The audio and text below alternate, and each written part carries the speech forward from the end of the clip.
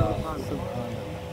يا أيها الذين آمنوا استعينوا بالصبر والصلاة سبحان الله.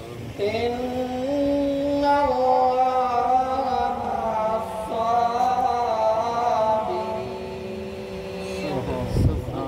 ولا تقولوا لمن يقتل في سبيل الله أموات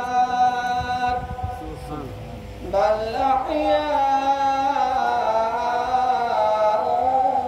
ولكن لا تشعرون.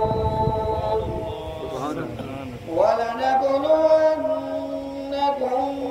بشيء من الخوف والجوع ونقص